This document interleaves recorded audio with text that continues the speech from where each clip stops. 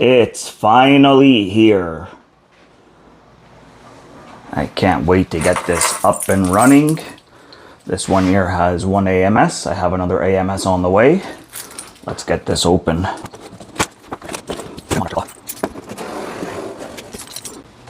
Moment of truth.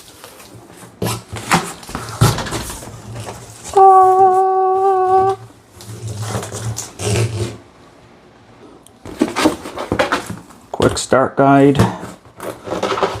Accessory box.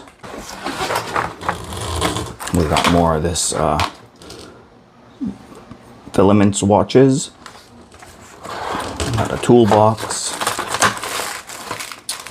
AMS stuff. The spool holder.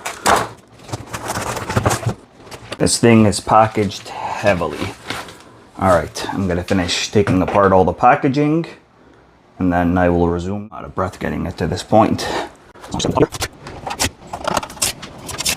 And a moment of truth.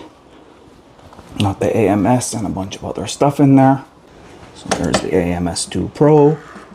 The dual head nozzle. This thing is huge.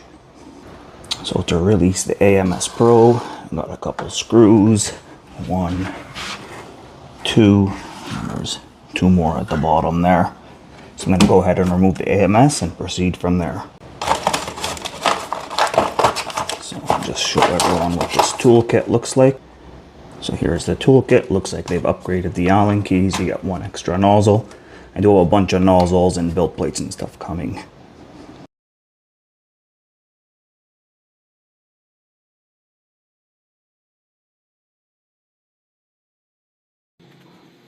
And here is the back. We got a safety key and then my 3D printed poop chute, which is gonna go right here like that. And I will continue setting up shortly. Alright, it's almost time for the moment of truth. So there is the H2D, all the screws are undone. There's the AMS unit, AMS2 Pro. And here's the back. So basically connect the PTFE tube into the right extruder, plug the 6-pin cable in, attach the power down here, attach the spool holder on the side there, and then they have a TPU filament spot. And then I printed myself a little poop chute right there. So as you can see, the printer is off, plugged in. I haven't put in the safety pin. I'm gonna put it in right now. So let's get that safety key in there. And then press power. Oh, and nothing happened.